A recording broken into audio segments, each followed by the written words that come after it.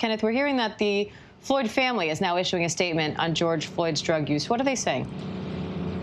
Yes, we just got a statement from attorney Ben Crump and Antonio Romanucci, the attorneys for George Floyd's family, and they're taking this head on about the drug use and the fentanyl found in George Floyd's system and how the defense is using that to say that those drugs caused the death of George Floyd. But here's part of the statement here. It says that as the defense attempts to construct the narrative that George Floyd's cause of death was the fentanyl in his system, we want to remind the world who witnessed his death on video that George was walking, talking, laughing, and breathing just fine before Derek Chauvin held his knee to George's neck. This statement, Diane, also talks about the fact that tens of thousands of people and Americans here struggle with opioid addiction. And it says those people are treated with dignity and respect, not brutality. And this quote in the statement goes on to say, we fully expected the defense to put George's character and struggles with addiction on trial because that is the go-to tactic when the facts are not on your side. So the family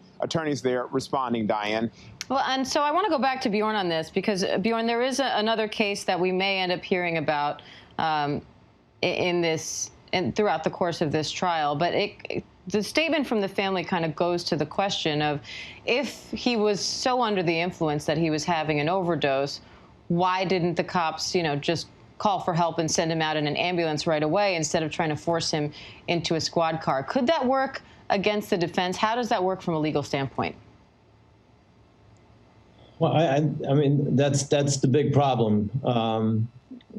When you watch the video and there's absolutely no response from law enforcement as it relates to the struggles that Mr. Floyd is experiencing at the time, I would think that law enforcement should be trained in evaluating when do we stop, when do we realize that this is a $20 bill that may or may not be real, and balancing that against someone who's clearly struggling. So it's a problem. It's a huge problem. And so the question, I guess, is, depending on what the experts say, maybe he's not guilty of the most serious crime, but certainly I think the manslaughter charge is going to be very difficult to overcome. And so let me ask you this. If you feel that the defense adequately establishes that there is reasonable doubt that perhaps George Floyd actually died of a drug overdose, could Derek Chauvin still be found guilty of manslaughter? I believe he probably could, because had he paid attention and had they done what they're supposed to do, and immediately given him the first aid that he needed, then maybe he'd still be alive today. So I think certainly that's a possibility, even if the cause of death is not directly attributed. I think certainly it's partially going to be attributed to him.